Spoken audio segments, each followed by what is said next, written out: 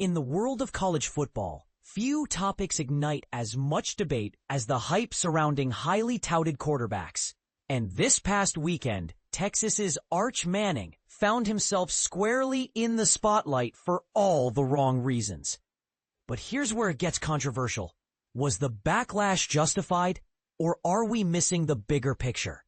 The backlash against Manning, after his dismal showing at Ohio State, has been intense. Many critics have rallied around the narrative that Manning simply didn't live up to expectations, and Ohio State's defensive coordinator, Matt Patricia, with his impressive 3 Super Bowl rings, certainly seemed to dissect Manning with tactical ease. His defense looked as if it had Manning completely flummoxed, highlighting how experienced coaching can look vastly different from the college sidelines. Let's talk about the background. Perhaps Manning's reputation might be resting more on his famous last name than on his actual skill. After all, he's the son of a Manning brother who noticeably never played in the NFL.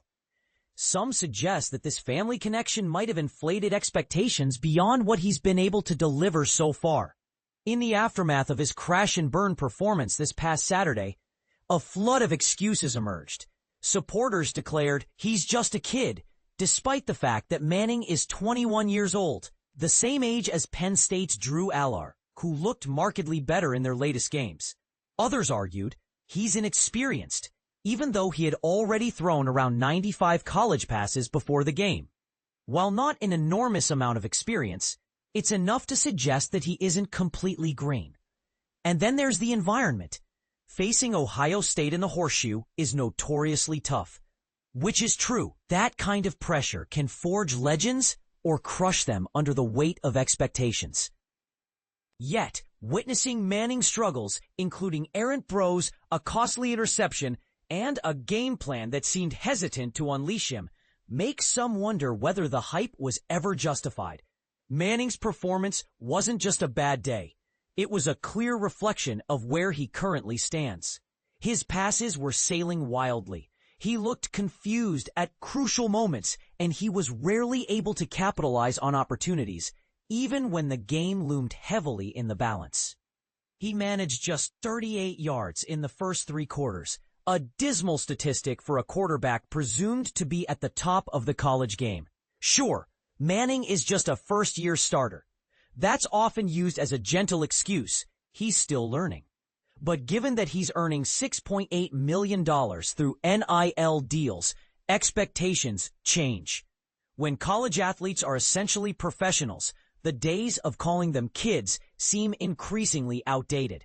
They're being paid to perform.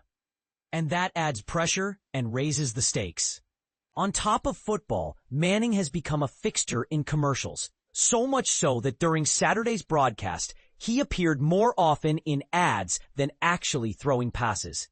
He was born into wealth and evidently continues to benefit from it, which fuels the debate about whether the hype around him is rooted in talent or in brand value.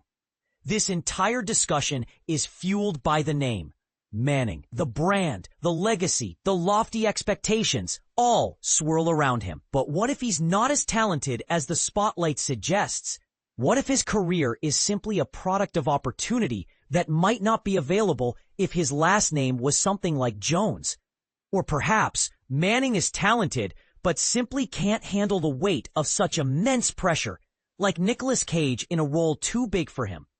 Expectations will likely bounce back with lesser opponents, and Texas's overall quality should support Manning when needed.